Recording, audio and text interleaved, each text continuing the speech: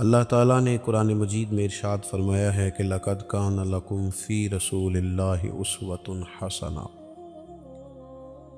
فرمایا بے شک تمہارے لیے رسول اللہ صلی اللہ علیہ وسلم کی زندگی میں بہترین نمونہ ہے۔ حضور سید عالم علیہ الصلوۃ والسلام کی زندگی ایسی کامل ہے، ایسی مکمل ہے اور جاذبیت والی ہے۔ محبوب کریم علیہ السلام کی سیرت مقدسہ میں اللہ تعالیٰ نے ایسی کشش رکھی ہے کہ جو محبوب کو پڑھتا ہے یا حضور کی باتیں سنتا ہے وہ دروازہ رسول کا گدا بنتا جاتا ہے۔ میرے عزیز دوستو،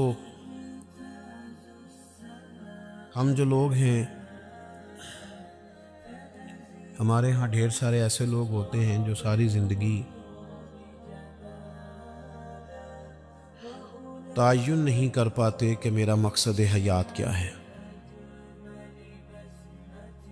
اور اگر کبھی کوئی مقصد لوگ بناتے بھی ہیں تو وہ اتنا محدود بنا لیتے ہیں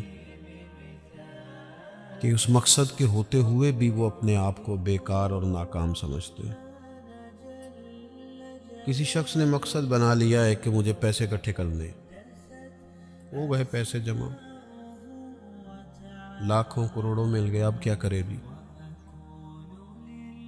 اب اس کا جو اگلا مرحلہ ہے وہ اس کے پاس ہے ہی نہیں۔ پیسے آ جانے کے بعد پھر لوگ چور دروازے تلاش کرتے کہ میں کس طرح مشہور ہو جاؤں، کسی طرح سیاسی ہو جاؤں، کسی طرح کوئی اقتدار میرے ہاتھ لگ جائے، کیونکہ مقصود بڑا چھوٹا سا تھا۔ کچھ لوگ مقصد بناتے ہیں میں نے مشہور ہونا ہے، شہرت حاصل کرنی، ہو گئی شہرت، اب کوئی اس سے فائدہ نہیں لے سکے، کوئی نفع نہیں لے سکے۔ میں بہت سارے ایسے مشہور لوگوں کو جانتا ہوں جو اب چھپنے کے لیے جگہ تلاش کرتے ہیں، جو کہتے ہیں کہ کہیں مجھے موقع ملے تاکہ میں کونے میں بیٹھ سکوں۔ کوئی ایسا بھرپور مقصود نہیں۔ کچھ لوگوں کا مقصد اقتدار ہے، اور ہمارے زمانے کا جو اقتدار ہے، اگر فقط اقتدار سے مقصود اقتدار ہو، خدمت نہ ہو، تو پھر تو یہ حال بھی بہت سارے لوگوں کا ہم نے دیکھا ہے کہ اپوزیشن مضبوط ہوتی ہے، حکومت کمزور ہوتی ہے۔ تو اپوزیشن نے تو فقط اعتراض کرنا، حکومت نے کام کرنا۔ نبی کریم علیہ السلام کا جو اسوہ مبارکہ ہے نا، حضور کا جو مقدس ہمارے لیے اسوہ ہے، وہ ہمیں بڑے مقاصد کی بات بتاتا ہے۔ بڑے بڑے مقصد زندگی میں، بڑے بڑے مقصد۔ نبی کریم علیہ الصلوۃ والسلام کے صحابہ اور اہل بیت کو جب ہم دیکھتے ہیں تو ان لوگوں نے بڑے بڑے انقلاب برپا کر دی،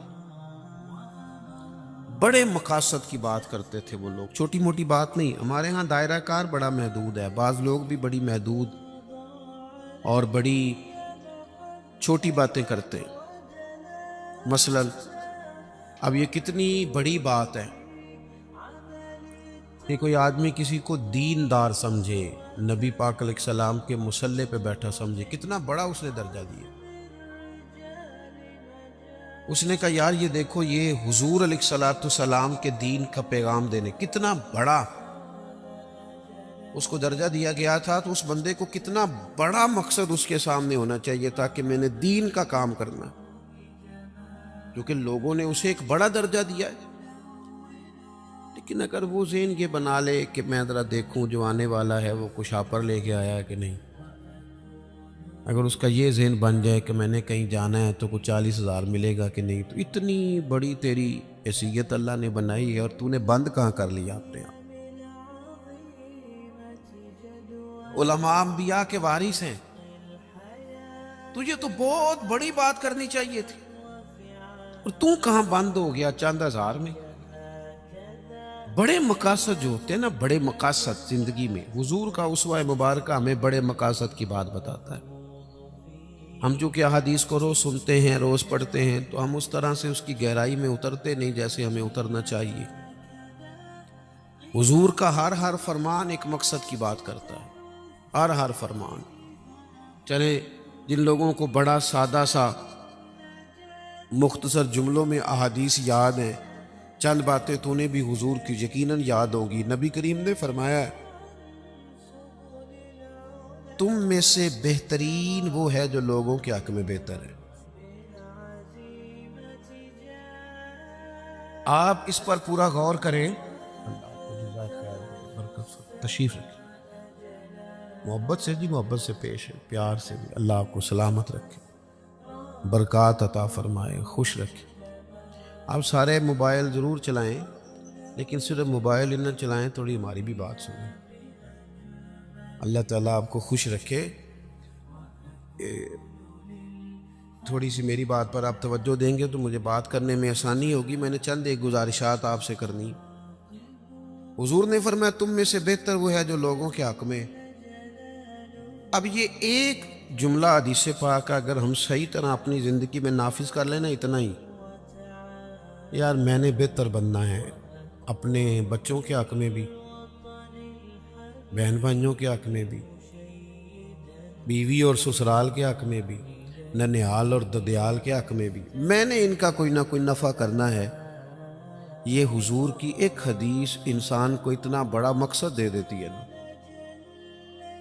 ساری زندگی بندہ لگا سکتا ہے، ساری زندگی اور با مقصد زندگی ہو جاتی ہے۔ جب زندگی با مقصد ہوتی ہے پھر بندہ بور بھی نہیں ہوتا، پریشان بھی نہیں ہوتا، تنگ بھی نہیں ہوتا۔ کہ بے مقصد بے فائدہ کام، ایک ہے با مقصد۔ حضرت عثمان غنی رضی اللہ تعالیٰ عنہ فرماتے ہیں کہ حضرت عمر فاروق رضی اللہ تعالیٰ عنہ کا دور مبارک تھا، دوپہر تھی اور گرمی بہت زیادہ تھی، لوگ اپنے اپنے گھروں میں آرام کر رہے تھے۔ مجھے کسی مجبوری کے لیے اپنے گھر کی چھت پہ جانا پڑا تو میں نے دیکھا کہ ایک شخص بوڑھا اونٹوں کو ہانکتا ہوا آ رہا ہے۔ میرے ذہن میں خیال آیا کہ یار ساری دنیا دوپہر کو سو رہی ہے، شدت کی دھوپ ہے، آپ بھی سو جاتے، عصر کے وقت آپ اونٹوں کو چرا لیتے۔ یہ کون ہے جو اس وقت بھی؟ کہتے میں کچھ دیر رک گیا، لیکن جیسے ہی وہ میرے قریب آئے، وہ کوئی عام آدمی تو نہیں، وہ تو حضرت عمر فاروق ہے رضی اللہ تعالیٰ عنہ۔ آپ فرماتے ہیں کہ میں جھٹ سے سیڑھیوں سے نیچے اترا اور میں نے جناب عمر سے عرض کی کہ حضور اس وقت آپ؟ فرمانے لگے یہ مال غنیمت کے 2 اونٹ بھاگ گئے تھے، انہیں پکڑنے گیا تھا۔ میں نے عرض کی حضور کسی غلام سے کہہ دیتے۔ فرمانے لگے مسلمانوں کے مال کی حفاظت کی ذمہ داری میری ہے، غلام کی تو نہیں نا۔ اب ایک مقصد ہے نا کہ میں نے ایک ڈیوٹی کرنی ہے، میں نے خدمت کرنی ہے۔ میں طالب علموں سے کہتا ہوں، علماء سے نہیں، طلباء سے میں کہتا ہوں آپ سارا دن کیوں شکوا کرتے ہیں؟ آپ کمیٹی کی مسجد سمجھ کے اس کی خدمت نہ کریں، اللہ کا گھر سمجھ کے کریں۔ مسجد کمیٹی کی نہیں ہوتی، مسجد اللہ تعالیٰ کا گھر ہوتی۔ اللہ کا گھر جان کر آپ اس کی خدمت کریں گے تو آسانی ملے گی۔ میری بات پر توجہ کریں جی، بیٹھ جاؤ بیٹا، اللہ آپ کو خوش رکھے۔ تو اپنی زندگی میں با مقصد کام جب ہم کرتے ہیں تو پھر تھوڑی سی سکون محسوس کرتے ہیں۔ اسی طرح سے نبی کریم علیہ السلام کا ایک تو یہ فرمان ہمیں مقصد بتاتا ہے۔ ایک دوسری بات سنیں، حضور علیہ السلام نے فرمایا، اچھا میں یہ سمجھتا ہوں کہ نبی پاک علیہ السلام کی اس ایک حدیث پر عمل کر لیا نہ جائے نا، جو ہم سب کو آتی بھی ہے، تو سارے ملک میں سکون ہو جائے، سارے گھروں میں قرار آ جائے، سارے خاندانوں میں خوبصورتی آ جائے۔ حضور علیہ السلام نے فرمایا تم میں سے کوئی اس وقت تک مومن نہیں ہو سکتا جب تک اپنے بھائی کے لیے بھی وہی پسند نہ کرے جو اپنے لیے پسند کرتا ہے۔ آتی ہے نا سب کو حدیث پاک؟ ہاں نہ تو کرو نا، چلو جس کو نہیں بھی آتی تھی اس نے ابھی سن تو لی ہے نا۔ حضور نے فرمایا تم میں سے کوئی اتنی دیر تک مومن ہو سکتا جب تک وہ جو اپنے لیے پسند کرتا ہے وہی اپنے بھائی کے لیے بھی، حدیث ہے نا، آپ نے سنی ہوئی ہے نا، ایسے ہی ہے، ایسا ہوتا بھی ہے کہ ہم جو اپنے لیے پسند کرتے ہیں وہی بھائی کے لیے بھی کرتے ہیں، ہوتا ہے ایسے۔ ہم پتہ کیا کرتے ہیں، دکان پہ کپڑے خریدنے جائیں نا تو کہتے ہیں یار کوئی کپڑے دکھا، سوٹ سلوانا ہے، تو 2-4 جوڑے خود لے لیے، پھر اسی انہوں آکیدہ ہے ان کو دین دوان والے بھی وکھا، وہ کڑے ہوندے نا جڑے پان والے نہیں ہوندے۔ ایسی بات ہی ہے نا، اب جو دینے ہیں وہ بھی، یعنی وہ بڑا نیکی کر رہا ہے امیر آدمی، اپنے نوکر کو کپڑے دے رہا ہے، کہتا ہے یہ بالکل ٹھیک ہے، میں نے بس 2 دفعہ ہی پہنا، نیا بالکل۔ وہ بھائی نواں ہوندا تو نہیں سی دینا، بالکل ٹھیک ہوتا تو دیتا۔ ہم کیا کرتے ہیں، ہم ماحول اس طرح کا ہم نے بنا لیا ہے کہ اپنی ذات، اپنے بچے، اپنا گھر، اپنا ادارہ اس میں بند ہو جاتے۔ ایک سوچ جو امت کی سوچ ہے، جو قومی اور عالمی سوچ ہے، اس سوچ کے مطابق ہم کوئی کام نہیں کرتے۔ جب تک کہ ہم حضور کے اس مقدس فرمان پر نہیں غور کرتے کہ جو میں نے اپنے لیے پسند کرنا ہے وہی اپنے، تو مجھے بتائیے جب یہ سوچ ہوگی تو کوئی بندہ ملاوٹ والی چیز بیچے گا، غلط چیز سیل کرے گا، دنیا کو دھوکہ دے گا؟ لیکن ہم تو غور ہی نہیں کرتے، بس حدیث سن لی، معاملہ ختم ہو گیا۔ آپ دیکھیں امام غزالی فرماتے ہیں نبی پاک علیہ الصلوۃ والسلام کے ساتھ حضور کے غلام تھے، ایک درخت پر محبوب نے اشارہ کیا کہ یہاں سے 2 مسواکیں اتاریے، سادی سی بات ہے نا، مسواکیں اتار لی گئیں، خادم اتار لایا، اس نے لا کے حضور کی بارگاہ میں پیش کی۔ ایک مسواک بالکل سیدھی تھی، ایک تھوڑی ٹیڑھی تھی۔ اب مسواک تھوڑی ٹیڑھی بھی ہو تو دانتوں پر چلنے سے انکار تو نہیں نہ کرتی، نہ کوئی دانت صاف کرنے میں کوئی حرج ہوتا ہے، تھوڑی سی ٹیڑھی تھی، ایک ذرا سیدھی تھی۔ تو نبی کریم علیہ السلام کی خدمت میں غلام نے دونوں پیش کر دی، تو محبوب نے ٹیڑھی مسواک رکھ لی اور سیدھی حضور نے غلام سے فرمایا کہ یہ آپ، آج کل تو یہ کام الا ماشاءاللہ مذہبی لوگ بھی نہیں کرتے۔ میں ایک جگہ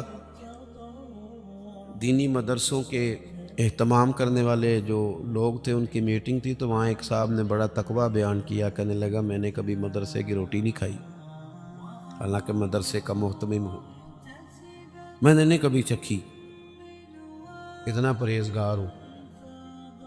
بعد میں میری باری آئی تو میں نے کہا جی میرا خیال ہے کہ آپ وہی روٹی کھایا کریں جو مدرسے میں پکتی ہے، آپ تقویٰ بدل دیں، آپ کو پتا تو بیچارے بچے کھاتے کیا ہیں۔ جو کچھ کمیٹی کے صدر کے گھر پکتا ہے اور جو محتمم کے گھر پکتا ہے اسے غور کرنی چاہیے کہ طلباء کو بھی وہی دے رہا ہے، ان کے ساتھ بھی رویہ وہی ہے۔ کیوں نہیں ان چیزوں کو سمجھتے کہ ہمیں نبی پاک علیہ السلام نے کن مقاصد حیات سے آگاہ کیا؟ اللہ کے حبیب علیہ السلام نے فرمایا ٹیڑھی مسواک مجھے دے دو، اور اس کی حضور میرے ماں باپ قربان ہو، میری روح میری جان قربان ہو، آپ سیدھی رکھیں۔ حضور نے فرمایا نا بھئی میں نے خود ہی تو امت کو قانون دیا ہے کہ مومن وہ ہے جو اپنے لیے پسند کرے وہی اپنے بھائی کے لیے بھی پسند کرے۔ اخلاقاً ایک بات اپنے دل سے پوچھیں، میں اپنے آپ سے پوچھوں، کیا ہمارا بہو کے بارے میں بھی وہی ذہن ہے جو بیٹی کے بارے میں؟ وہ ساری گنجائشیں، وہ ساری معافیاں جو بیٹی کو ملتی ہیں، اور نہیں ابھی بچی ہے تو نہیں ابھی چھوٹی ہے تو نہیں ہم نے ابھی کام کرائے نہیں تو نہیں ابھی مطلب اس پر کوئی بوجھ ڈالا نہیں تھا تو نہیں ذرا یہاں ماحول اور تھا، یہ جتنی کہانیاں بیٹی کے ہاتھ میں یاد ہوتی ہیں۔ مومن تو وہ ہے نا جو اپنے لیے پسند کرے وہی اپنے، تو یہ ساری کہانیاں بہو کے حق میں کیوں نہیں یاد آتی؟ یہ کیوں نہیں یاد آتی؟ یہ جو ہم اپنے داماد کو مشورہ دے رہے ہوتے ہیں کہ چل پتر غصہ نہ کر، آہستہ آہستہ ٹھیک ہو جائے گی، تو یہ والا مشورہ اپنے بیٹے کو کیوں نہیں دیتے بہو کے حق میں؟ خدا کے بندو، مومن کے اعلیٰ اخلاق ہوتے ہیں، اس کے مقاصد حیات بڑے ہوتے ہیں، وہ چھوٹی چھوٹی کچی کچی کمزور باتیں نہیں کرتا، خود غرض زندگی نہیں گزارتا، اس کا یہ سٹیٹس ہی نہیں ہوتا کہ بس اپنی ذات سے شروع ہو اور اپنی ذات پر وہ ختم ہو جائے۔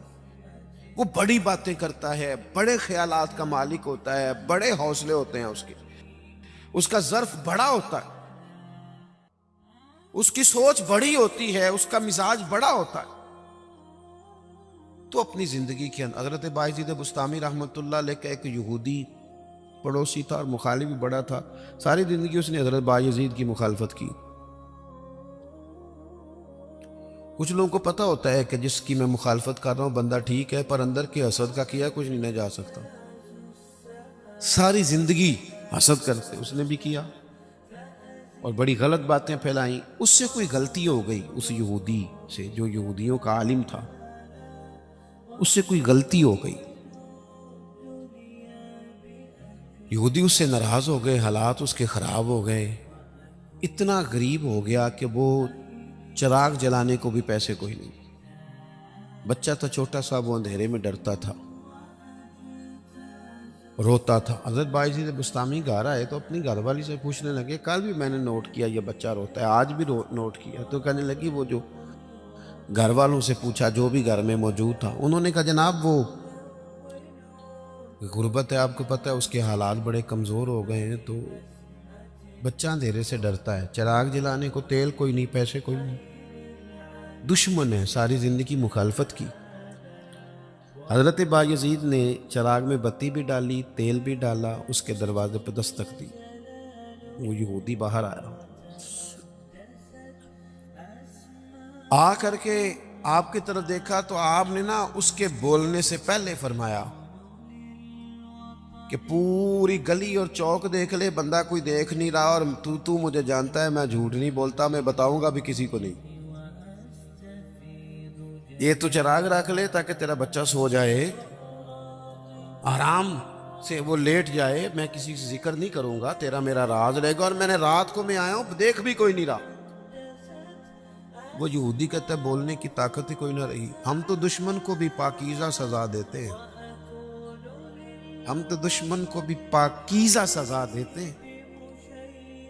وہ اندر چلا گیا چراغ لے کے، رات بھر بچہ سویا رہا. دوسرا دن پھر ہوا، شام تھوڑی سی گہری ہوئی، لوگ اپنے اپنے گھروں میں سوئے، بچہ ڈرتا تھا اندھیرے سے. حضرت بایزید نے پھر چراغ میں تیل ڈالا، بتی ڈالی، دروازے پہ دستک دی. جب وہ باہر آیا تو فرمانے لگے، تو دیکھ رہا ہے کہ کوئی بندہ موجود نہیں، اور تجھے پتہ ہے میں جھوٹ بھی نہیں بولتا، کسی کو بتاؤں گا نہیں، یا یہ لے جا تیرا بچہ سو جائے. اس نے مخالفت کی ہے ساری زندگی، اس کو دے دیا، اس کا بچہ سو گیا. تیسرا دن پھر ہوا، وہی وقت، وہی انداز، وہی باتیں. دستک دے کے کہا کوئی شخص نہیں دیکھ رہا، چراغ لے لے، بتاؤں گا بھی کسی کو نہیں، اور تجھے پتہ ہے میں جھوٹ نہیں بولتا. وہ چراغ آپ بڑھا کے دروازہ بند کرنے لگے تھے کہ وہ یہودی زور زور سے چلایا، کہنے لگا باہر آؤ بھی سارے مسلمانوں، نکلو بھی یہودیوں سارے باہر. لوگ سارے باہر گلیوں میں آ گئے، کہنے لگے یہ بایزید بسطامی ہے، میں نے ساری زندگی جھوٹے الزامات لگائے. آج جب میری حالت یہ ہے کہ میرے اپنوں سے مجھے کوئی پوچھنے نہیں آتا، اس شخص سے میرے بچے کا رونا نہیں دیکھا گیا. یہ تڑپ گیا ہے کہ کسی کا بچہ کیوں روئے. یہ روز مجھے چراغ جلا کے دے جاتا ہے، گھر میں میرے روشنی ہو جاتی ہے، بچہ میرا سو جاتا ہے، پر میں ساری رات نہیں سوتا.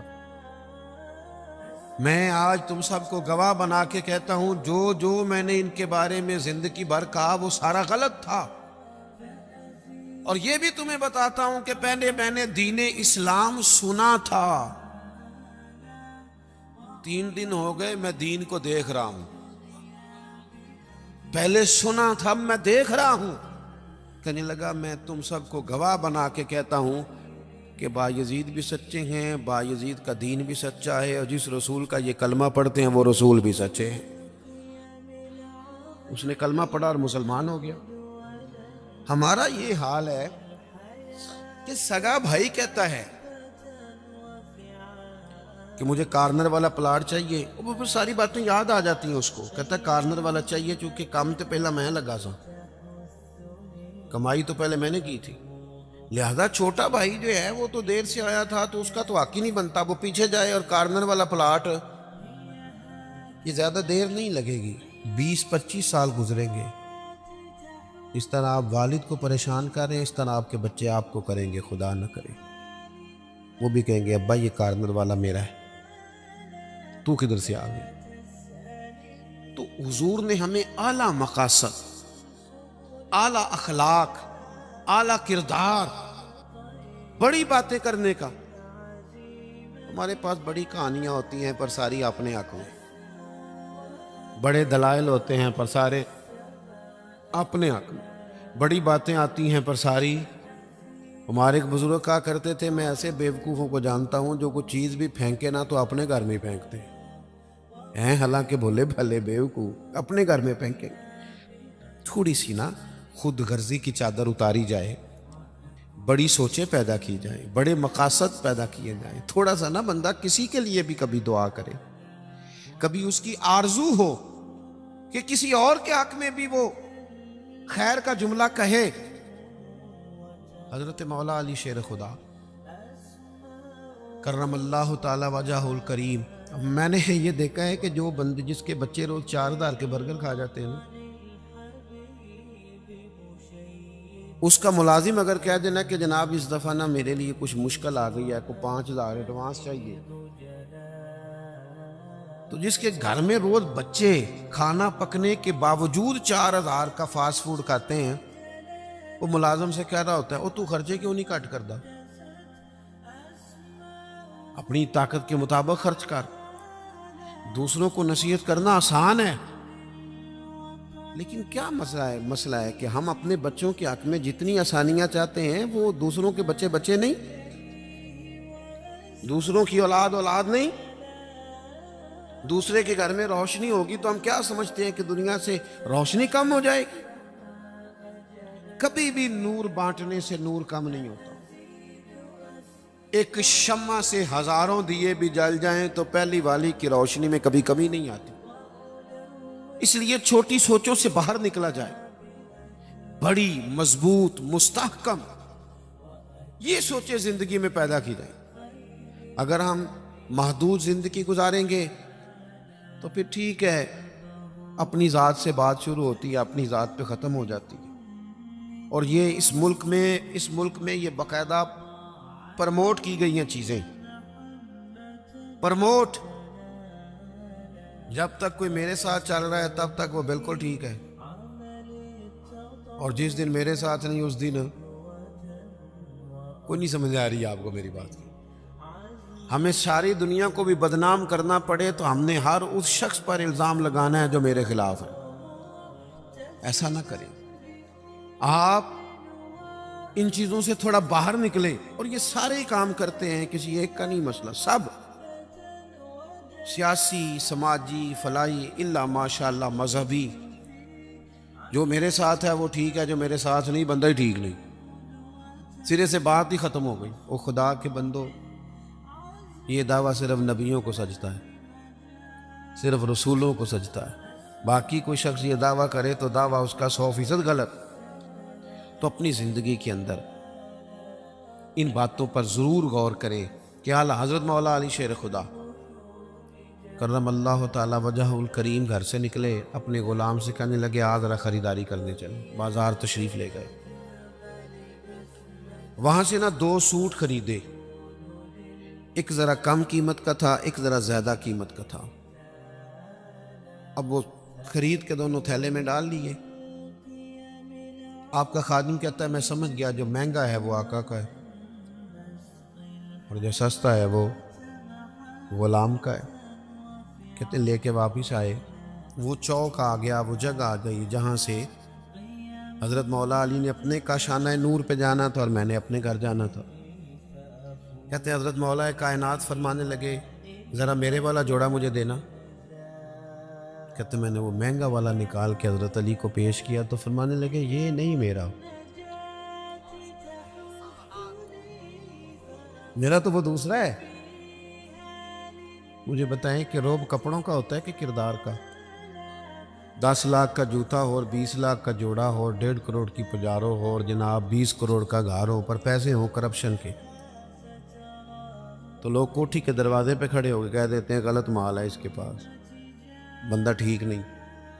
جوتے ٹوٹے ہوئے ہوں، کرسی اور میز پرانا ہو، چھوٹا سا افسر ہو، لیکن دیانتدار ہو تو بڑے بڑے مالدار بھی دروازے پہ کھڑے ہو کے کہتے ہیں یار بندہ بڑا کھرا ہے، نہ پیسے پکڑتا ہے نہ کسی کی سفارش مانتا ہے۔